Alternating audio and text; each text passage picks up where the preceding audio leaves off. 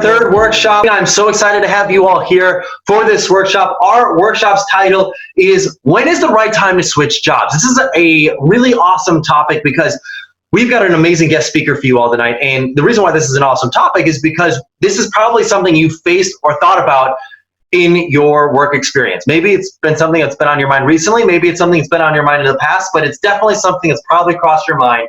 When is the right time to switch jobs? This could be because your company culture is not valuing you, or maybe you've got a bad situation with your supervisor, or maybe you're just kind of bored. You don't feel like you've got any upward momentum, or for any other reason for why you might want to switch jobs.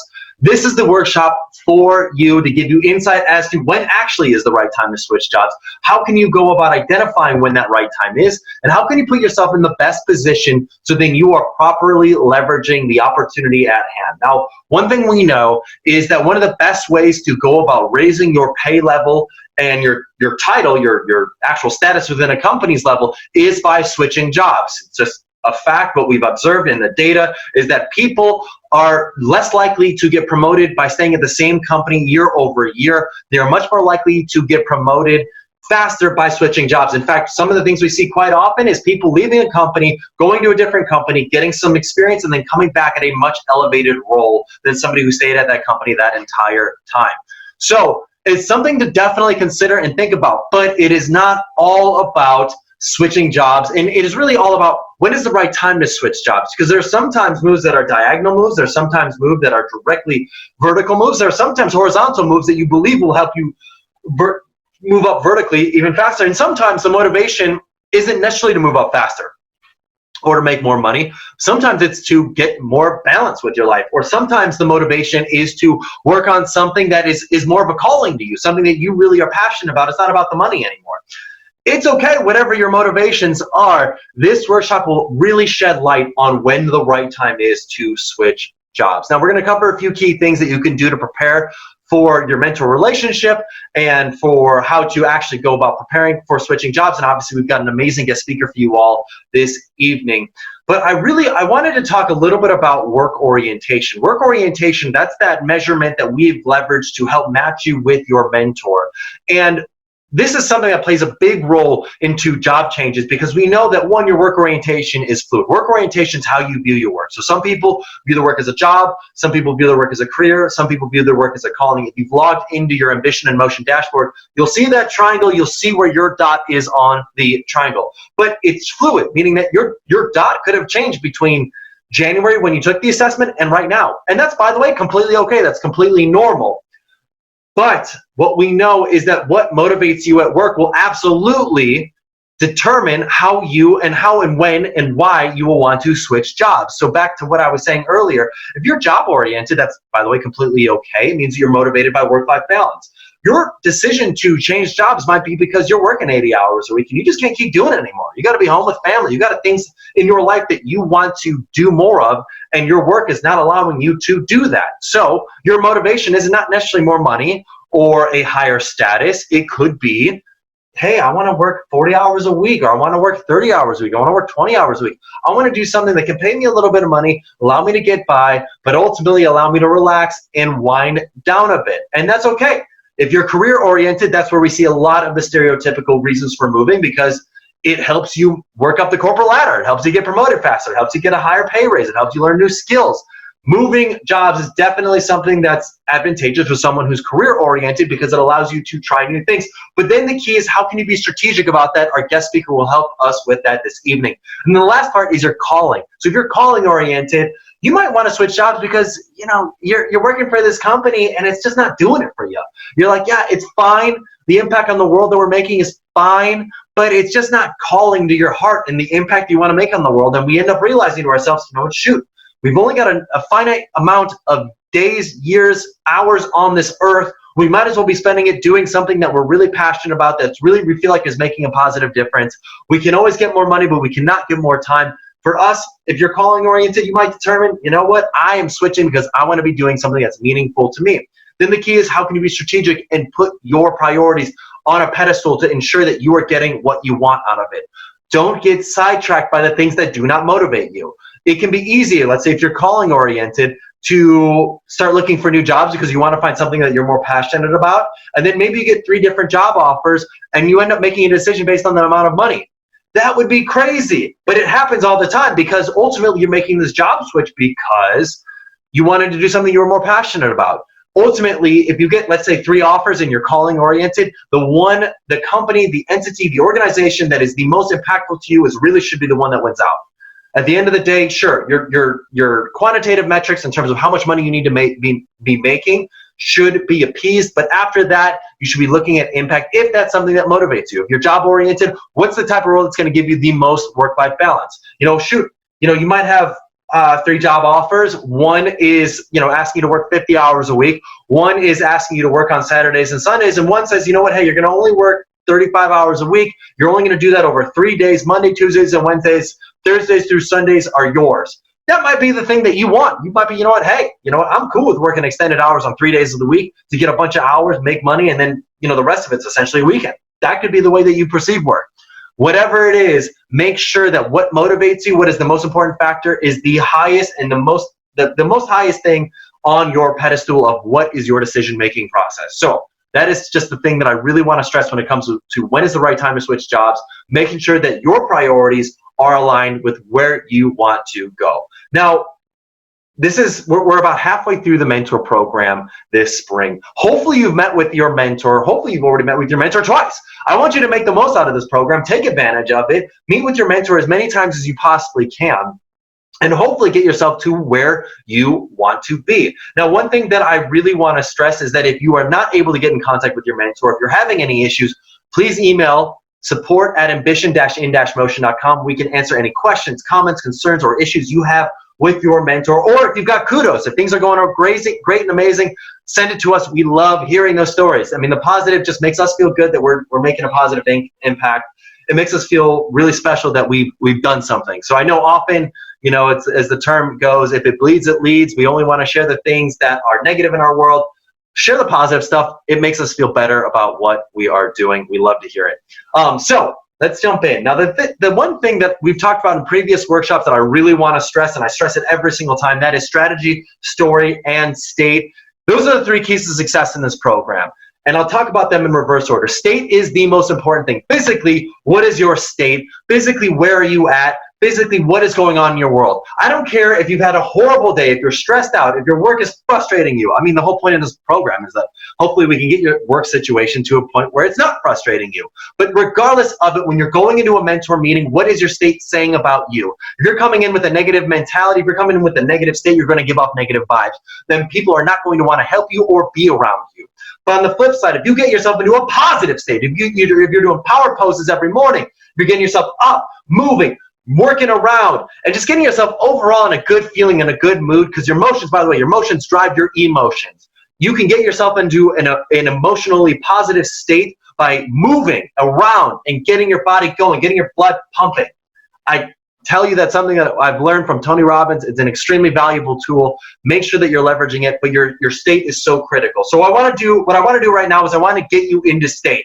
You're about to learn some amazing things from our guest speaker this evening. I want to make sure that you are taking the most out of it and retaining as much information as you can. So what I want you to do is I want you to stand up, and I want you to shake it out. I want you to shimmy loose. I want you to scream at the top of your lungs. On the count of 3, scream at the top of your lungs.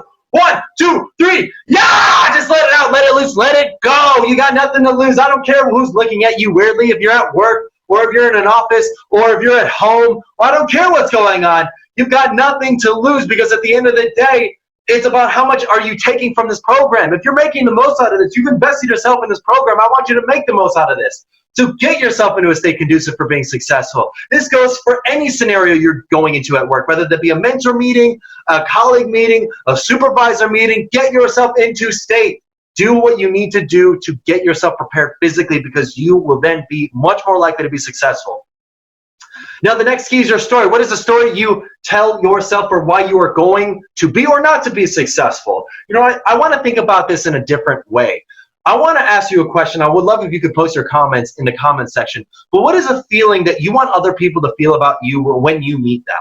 The reason why I ask this is because it helps us and forces us to be intentional about how we want others to feel about us. Because ultimately, if we're intentional about how we want other people to feel about us, we are much more likely to actually convey that feeling in them.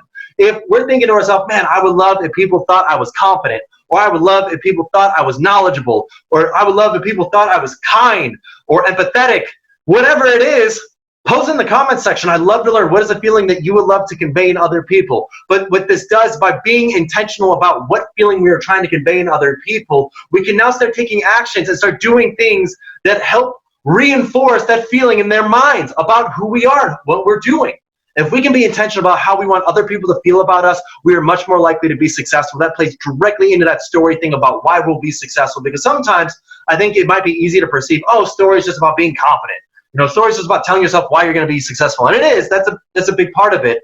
But the other big component to having a good story is understanding every component of how other people interact with you. So you don't want to come in bombastically overconfident and just not being humble. It's about being intentional about how you want other people to feel about you. If you can identify that feeling, post in the comment section. I'd love to learn about it. That will really help you in terms of having the right story. Now, the last key is your strategy. What are the things you are going to do to best prepare yourself for this circumstance? Now, our workshop tonight is about when is the right time to switch jobs. I'm a big proponent of SWOT analysis. SWOT analysis stands for strengths, weaknesses, opportunities, threats. One thing that I would love for you to do, it's great to start a routine every month. Identify what is the strength of staying in my company, what is the weakness of staying in my company, what are the opportunities of moving to a different company, what is the threat of moving to a different company. Identify that. When the opportunities and the weaknesses are greater than the strengths and the threats, it is time to move.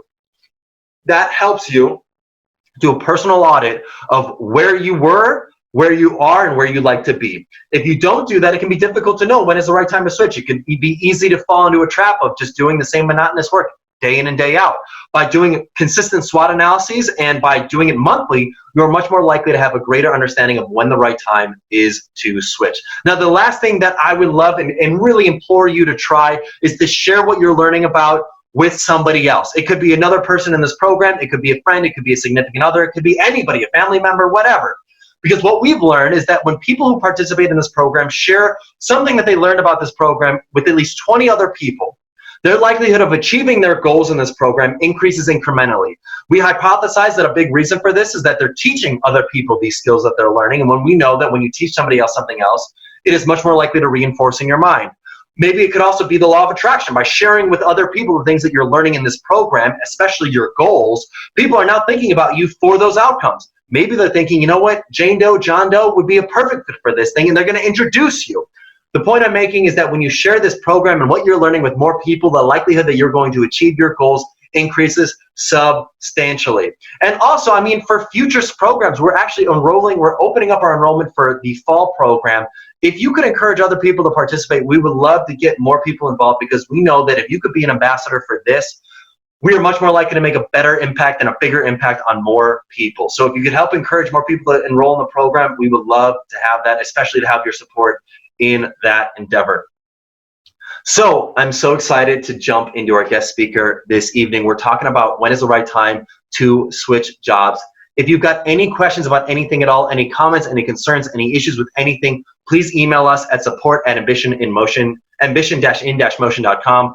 I'm so excited for what you all are about to learn this evening. I'm so excited for you to embark on the next half of the Ambition in Motion Mentor Program with your mentor. I look forward to seeing what you are all able to accomplish. Let's get going to the next part of this workshop.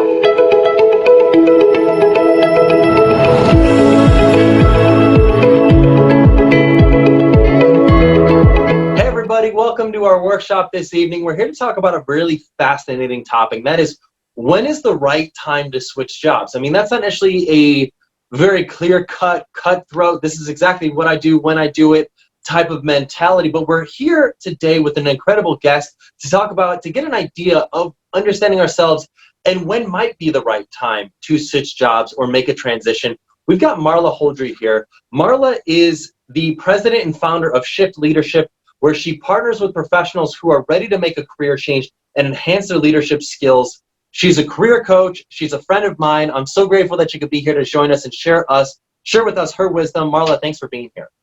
Thank you for having me. I'm excited to have this conversation with you and talk further about career coaching.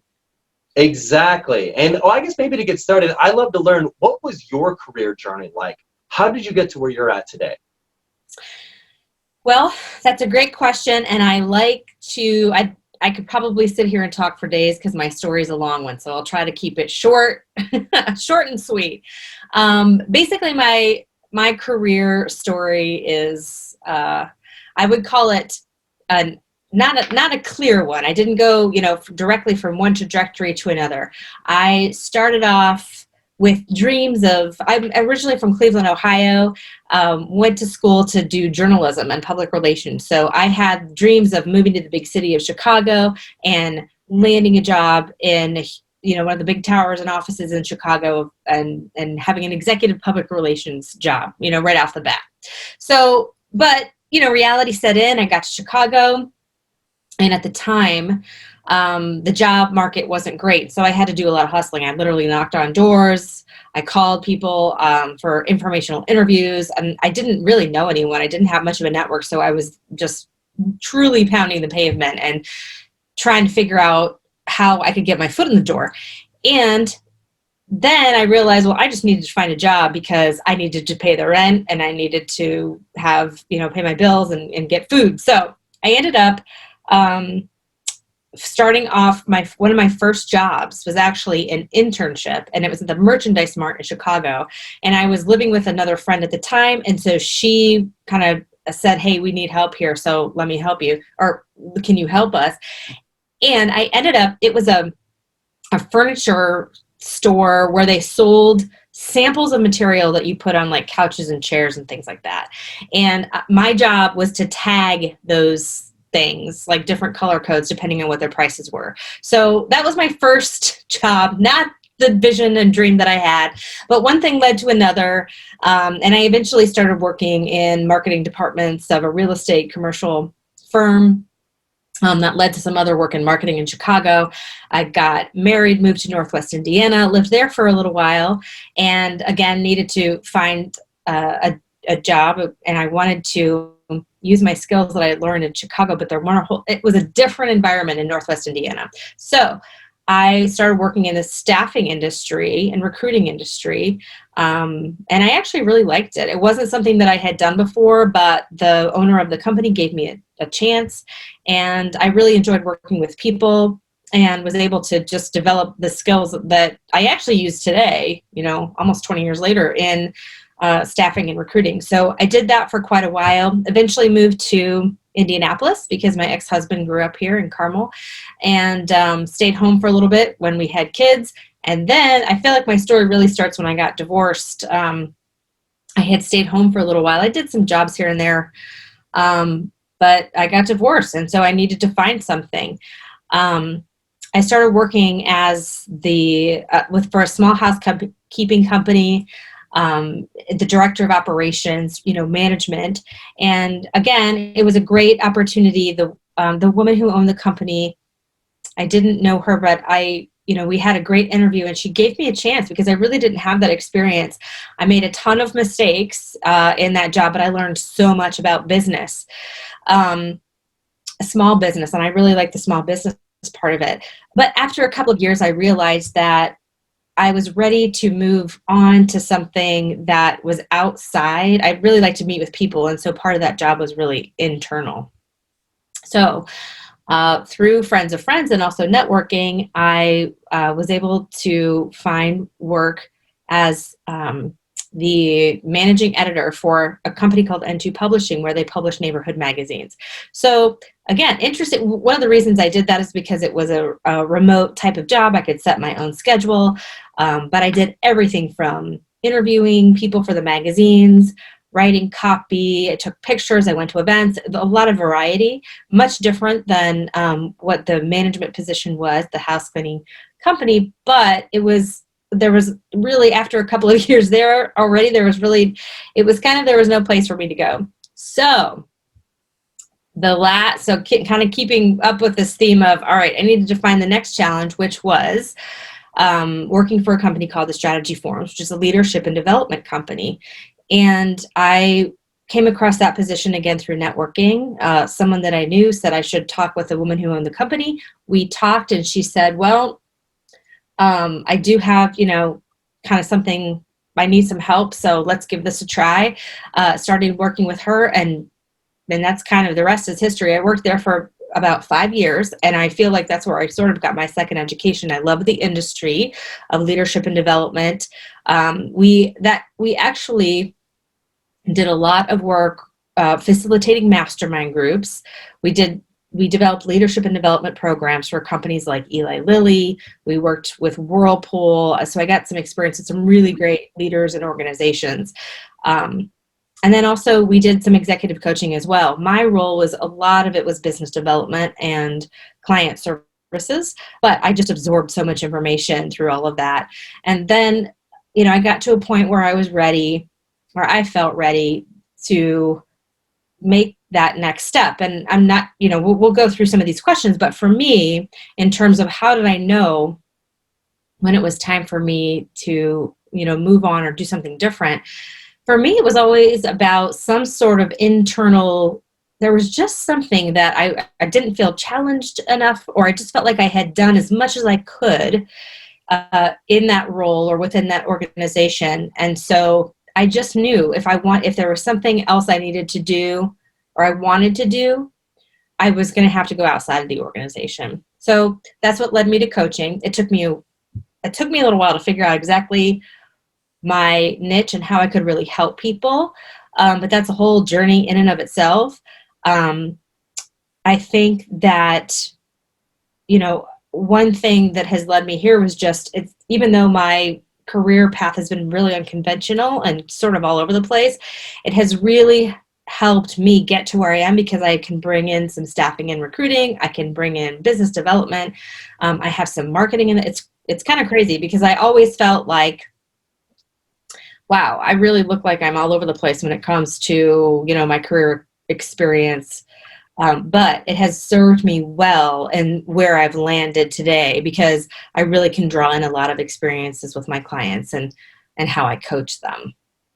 Yeah, no, that's fascinating. That's really cool. I loved you sharing your story of how you've switched from different jobs, different industries, taking different hardships. I think for anybody that's watching this, a big takeaway I think I'm loving hearing from Marla is that, one, it doesn't happen naturally. You came from Cleveland, you thought you'd move to Chicago, like boom, you'd immediately have it all together and it'd be just things handed to you on a silver platter. That's not how life works. I mean, for us to grow as humans and as individuals, we have to be uncomfortable. Discomfort and growth go together. You cannot be growing and be comfortable. It doesn't work like that. There's no such thing as comfortable growth. It doesn't exist. So for you to go ahead and achieve that for yourself, you have to be willing to be uncomfortable. And so you have to be willing to fight this battle within yourself of thinking to yourself, like, okay, what's the job that I'm in now? Is it serving me? Like, is the risk of staying in this worth the risk of potentially leaving this and going for something else? And that's something you're going to have to weigh for yourself. But I loved what Marla had to say of just being willing to make the change and actively pursue it. And I think Marla's got a lot of great insight into this topic of when is the right time to switch jobs. So I'd love to ask you, Marla, why do people switch jobs in the first place? I'd be curious just because I know that you've been a coach for a while, you've done a lot of this work, but why do people typically switch jobs? There are a number of different reasons that I talk with my clients. One is that they simply may just feel they're not challenged anymore. They've reached a specific point within their role or within their organization where they've done as much as they could possibly do, and they are ambitious, achieving people, and so they're ready to try something different, and it's just not there within their organization. Number two, it could be just not happy. Many times it's the culture. So not necessarily, everybody, we all grow, we all change. The more experiences that we gain and just life comes into play, things happen. And sometimes we get to this point, many of us do, and I did myself, where you are ready to stop tolerating a lot of the things that we do tolerate in our organizations, and you're ready to define what success looks like for you and make that happen rather than molding yourself into what the organization wants you to be. You have a desire to go, to work for an organization or within a role that fits who you are authentically. And so that can change sometimes too, where someone just kind of, something happens, they have some sort of light bulb moment, and they realize, yeah, I'm not being myself. I'm not being authentic. I'm trying to mold myself into what these people want me to be or what the organization wants me to be, but I don't feel true to myself. I want to change that, but I'm not quite sure how. And so going into the journey to find either a role or an organization that does fit who they are.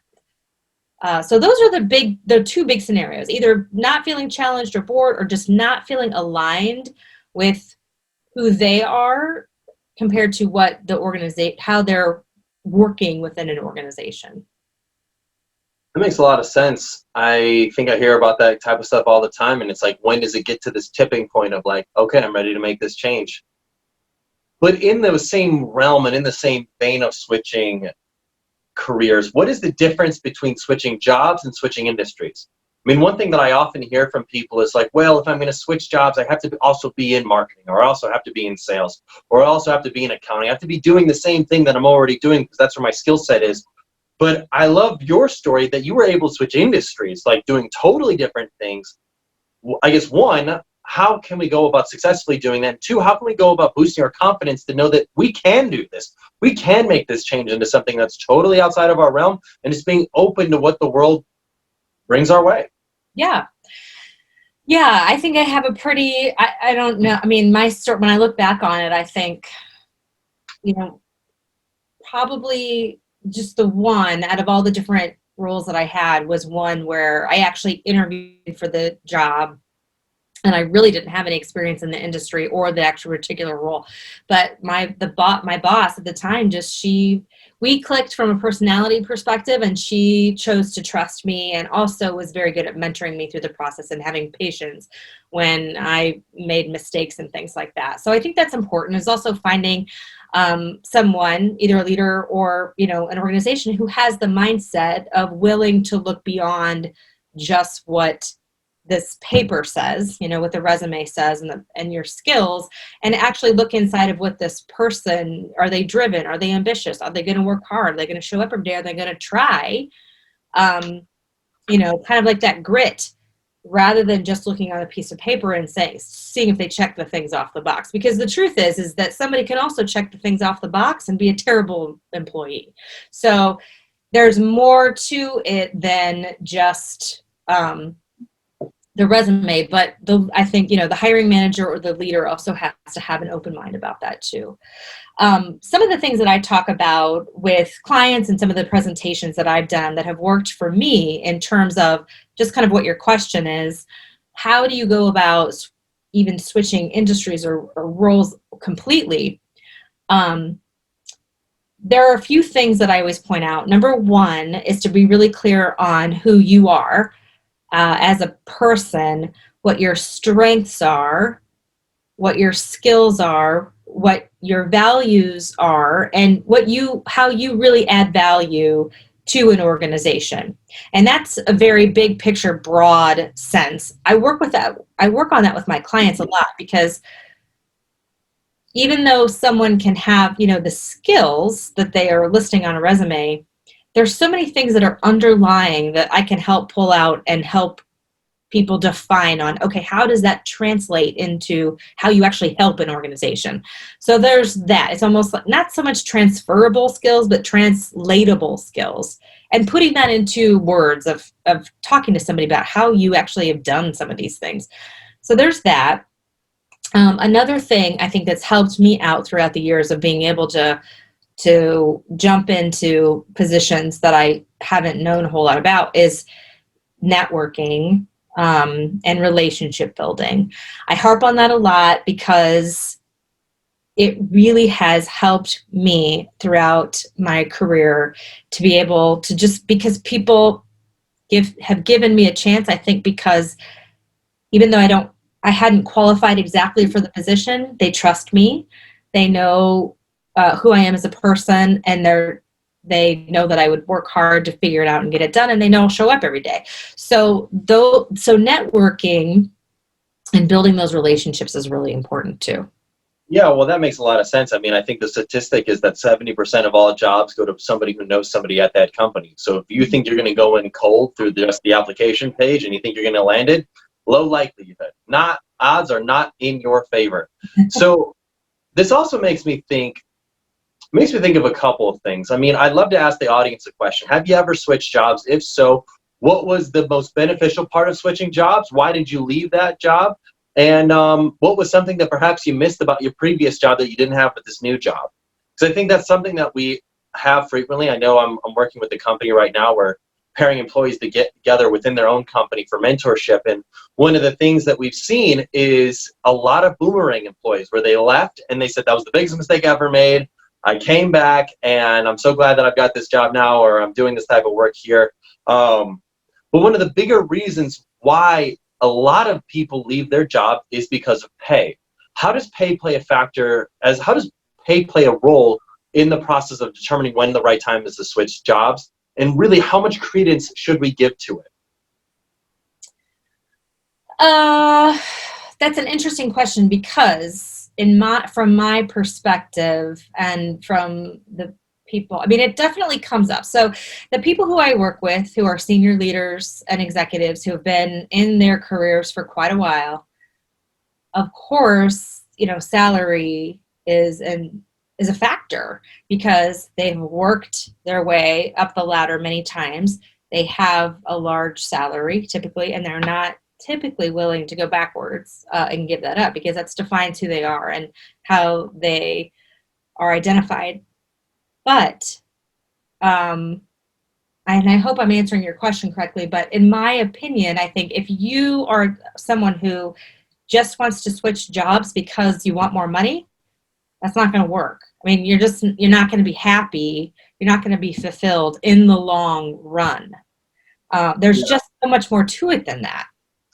And I think you're dead on. At least this is what my experience has been like, even just interviewing and working with people at a lot of different companies over a variety of industries, especially those that have boomeranged. I mean, I think the direct quotable is, this company doesn't pay the most, but the way they treat their people is top notch, and our culture is incredible. And that's what sustains it. And I think it's fascinating. I think what I've found, at least in my observations, interviewing hundreds of professionals, is that a lot of times when they're younger, they look at their pay as almost like a badge of honor. Like, I need to be earning this much. Maybe they mentally came in with this conditioning that I have this expectation that I'm going to be earning this much by this point in time in my life, or perhaps they had some peers or colleagues that are earning a certain dollar amount, and they put that on themselves that they must be earning that as well. And then what ends up happening is they end up switching jobs for the money, but totally neglecting the culture, and now they're miserable. And all that extra cash, if you quantify the hours that they've got, waking hours that they've got, they realize they're spending more time working than they are at free time with their family, spouse, whatever.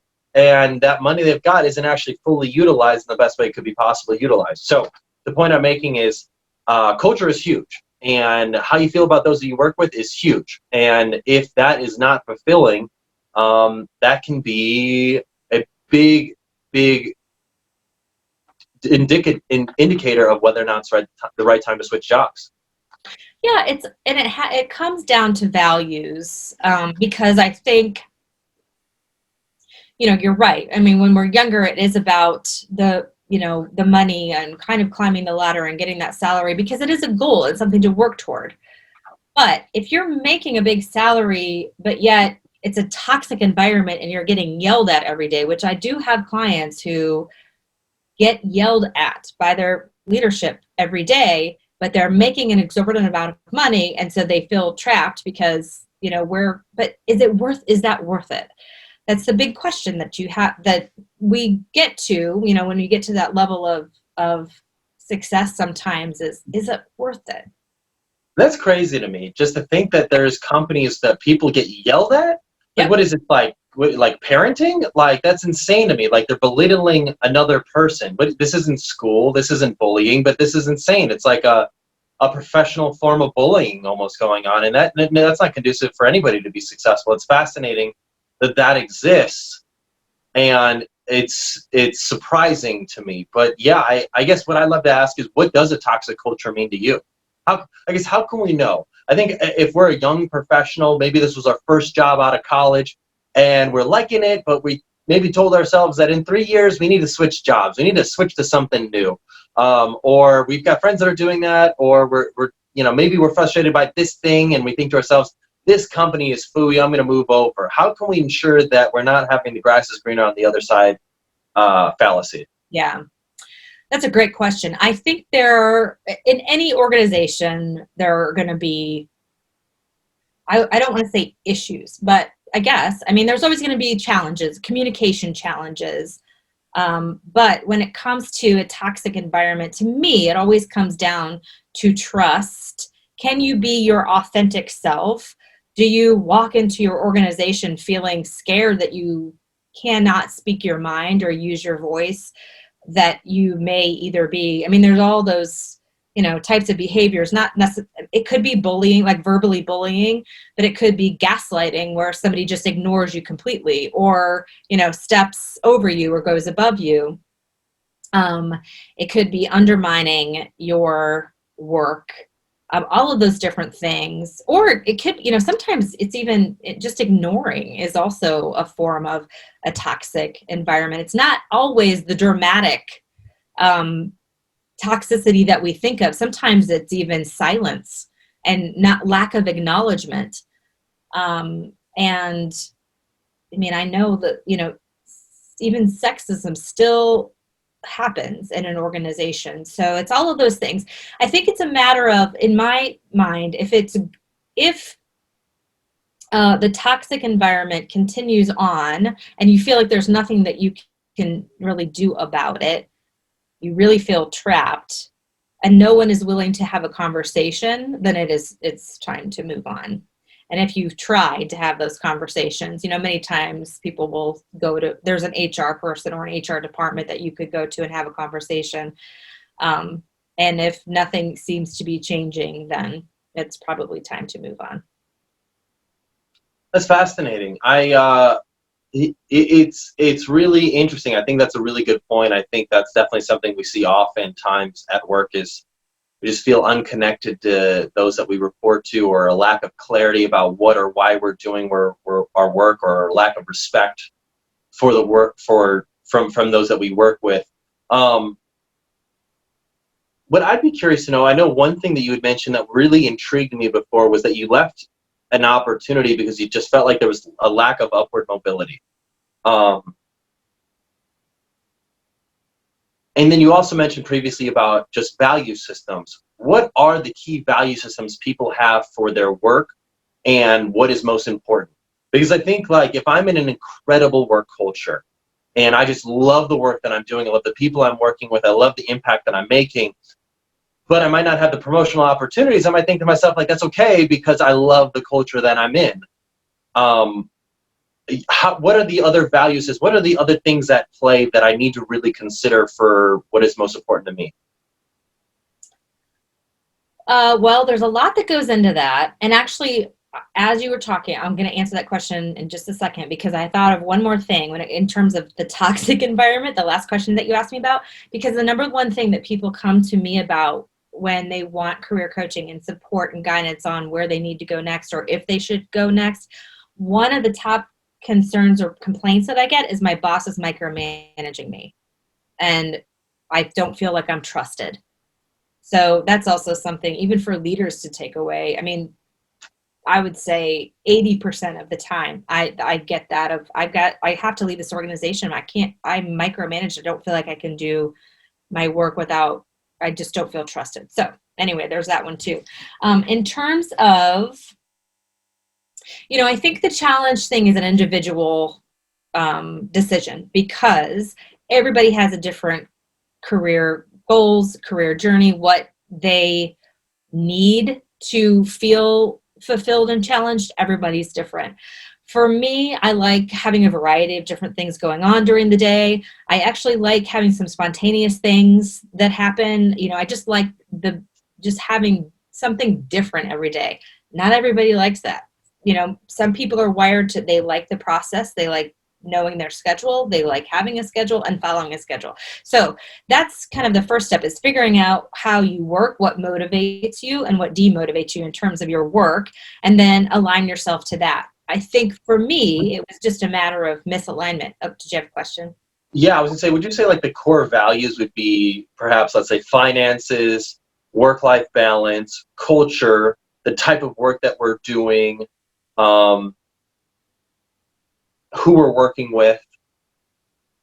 Defining those and making, yeah, I would say, yeah, that is a good list. And then making sure whatever, knowing what those are and making sure they align with what yours are. That's probably the best way to make sure you're going to be fulfilled in an organization. So like for me, one of my values is variety of work. And the one position that I was at, I was there for 2 years and I knew that this was it. There was really just no place else to go. And I just needed a new challenge. And that's me, you know, me personally. So I'd be curious to know, I want to ask the audience this question. What is your number one value system when it comes to your work? Is it finances? Is it work-life balance? Is it who you work with? Is it the type of work that you're doing? What is it the culture? What is the number one value system for you when it comes to your work? Post in the comment section. Would love to learn about it. So Marla, one question that we don't often think about when we're in the process of quitting jobs, but we also realize that once we've made once we've quit and made the transition, is the cost of switching jobs. How do we assess this cost? What are the things that are people do not typically assess for or account for when making that switch, that they were like, oh crud, that took me a little bit longer than I anticipated, or that was a little bit more expensive than I had previously anticipated? What are the typical costs of switching? Are you asking about just truly monetary costs or even just time costs and, you know? All costs, time costs, money costs, just things that are draining on your resources that you did not anticipate when you were quitting your job in the first place.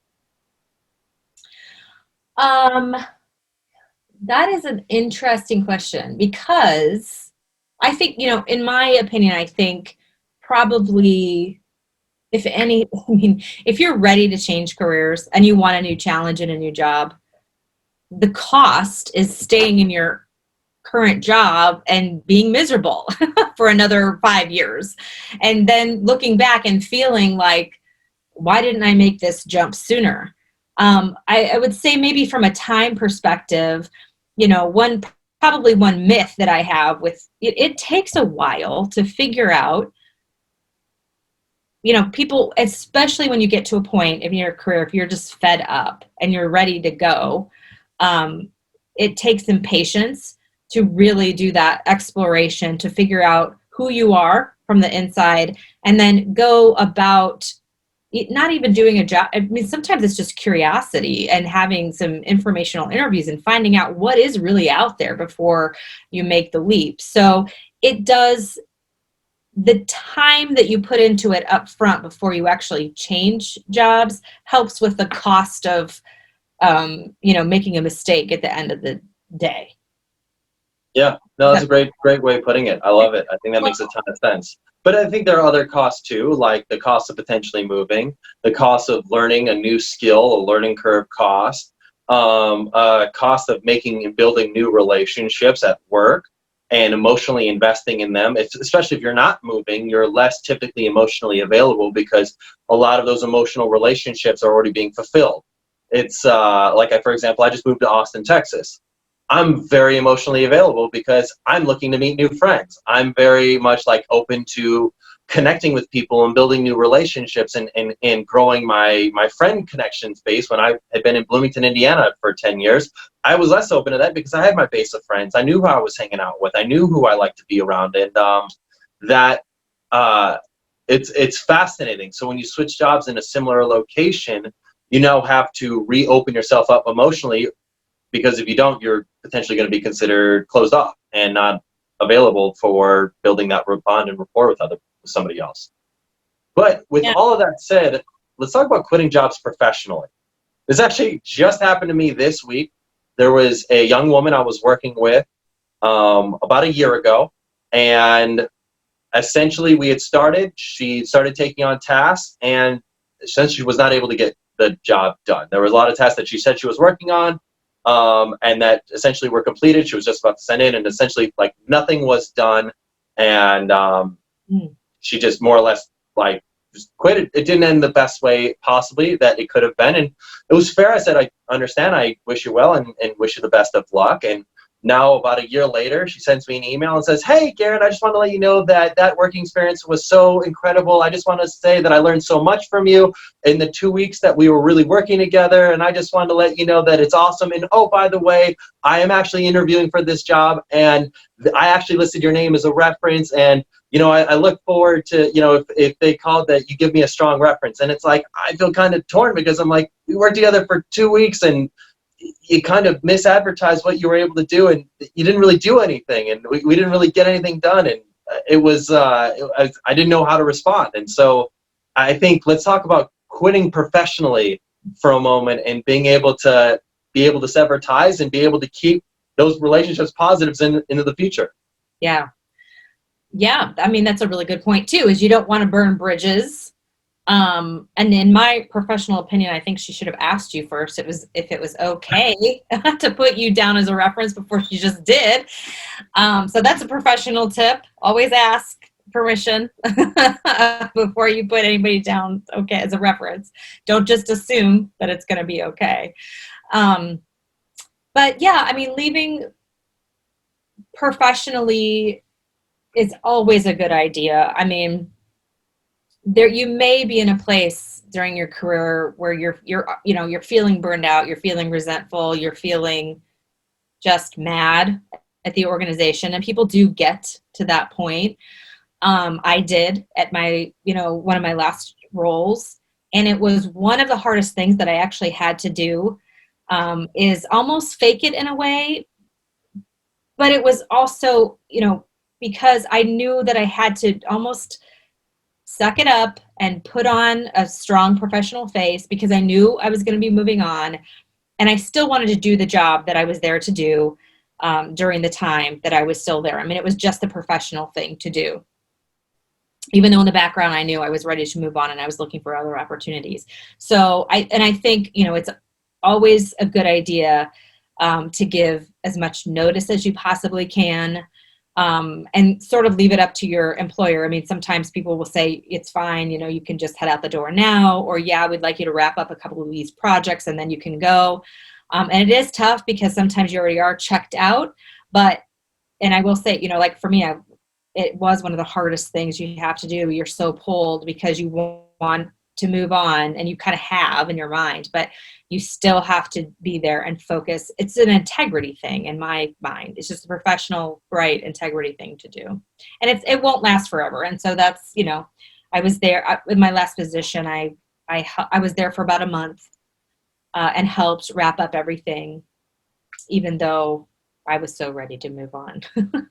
Yeah, I think that's a good point. But I definitely can say, at least in my experience, just chatting with other people, how you leave a job for the last few weeks that you're there working shows a lot about your integrity and shows a lot about your character. Exactly. Because I constantly interview people that are like, oh, I'm a boomerang, I left the company and came back. And if you checked out for those final 3 weeks,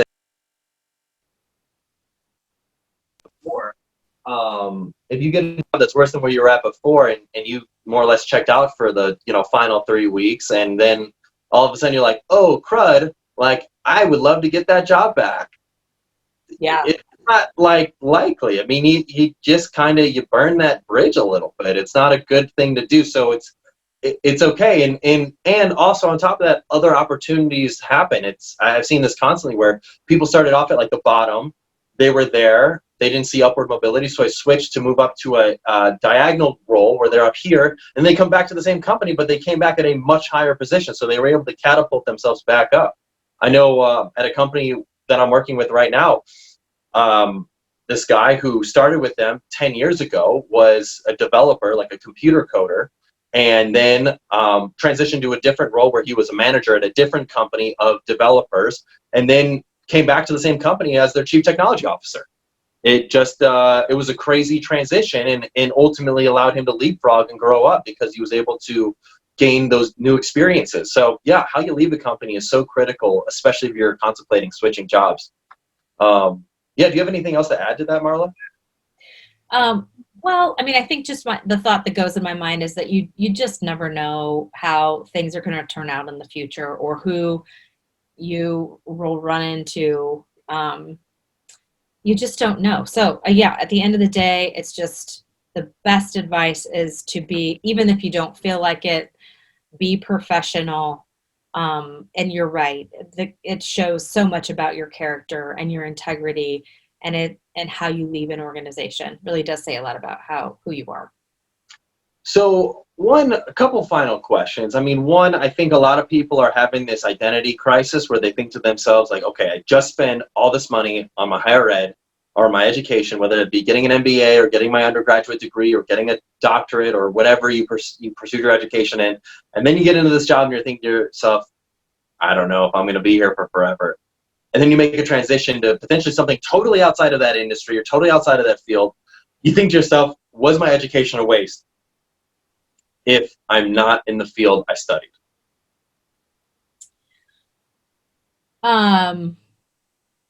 Yeah, it's really interesting. I mean, I think it depends, I mean, my big question is, how do you know if, how do you know if you're not doing it, if you're going to like it or not, or if you're going to be good at it or not, or, school. I mean, I know there are so many opportunities for internships now, and to actually get hands-on experience to figure out if it is really something that you want to do.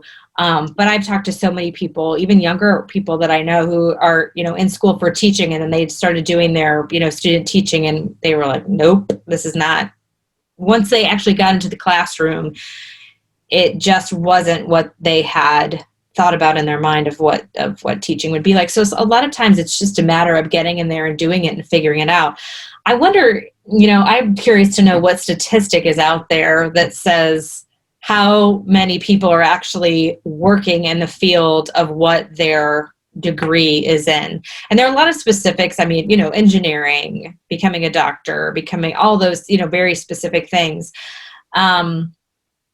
But I also know a handful of people a lot of people actually, who are doing something very different now from what their degree was in. Yeah. No, that makes a lot of sense. I would imagine that, perhaps not as high of a percentage as we think it is, but I will say, I think you're onto something there of we needed our past experiences to help us get to our understanding of where we're at right now. And our education is part of that. And although we invested a lot of money in that, had we not invested that money into getting that education, where we have gotten the opportunity immediately after school that we had gotten, and where we had gotten that perspective to know that this may not be the right path for us? The answer is, I don't know. Maybe, maybe not. And you can only change the decisions that have yet to be decided on, but you can't change the past. Yeah, that's true. And a lot of it you're right. I mean, many decisions come from experience and just the action that you're taking. I mean, you just don't know any different until you're in there doing the work. And it's unfortunate. I mean, I think about, you're right. I mean, the thousands of dollars that are spent on education for very specific industries and roles. And then you're kind of there. And I mean, I think changing is probably the earlier the better, if you know that you want to get into something different. The longer you wait, it's not going to get any better. Yeah.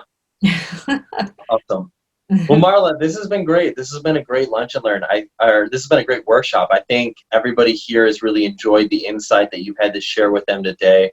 I love that final nugget you just left us with, is that the earlier is the better time to make the switch. So rip off that Band-Aid sooner than later. If you're not happy, rip it and go and move into a new direction. I think that makes a ton of sense. So final question, how can our audience learn more about you? If our audience is interested in learning more about you and your work, how can they connect with you? So I'm all over LinkedIn. Happy to connect with anyone on LinkedIn. Just Marla Holdread and reach out to connect with me. You can go to my website at shift-careercoaching.com or send me an email at marla@shift-careercoaching.com. And as you're talking, a lot of the work that I do, I think a lot of the questions that I have are kind of where you're at. If someone comes in your audience has come to the conclusion, like, yes, I'm not feeling fulfilled. I have an itch to do something else, but I don't know where to start and I don't even know what to do. Reach out to me and I'd love to have a conversation about how I can help you put a framework together and support you on how to clarify those next steps, because that's where a lot of the confusion comes in. There's all these questions about where do I go? What do I do? I don't even know if I could do that. Is that going to make enough money? Am I too old? Am I too young? Do I have the experience? So letting yourself, swirl around with all those questions isn't helpful, but I do have action plans that help my clients get to discover some of those, that will help solve some of those questions that they have in their heads. That's awesome. Well, Marla, thanks for being here. Everybody in the audience, thank you for being here. Have a wonderful rest of your evening. See you, everybody. Bye.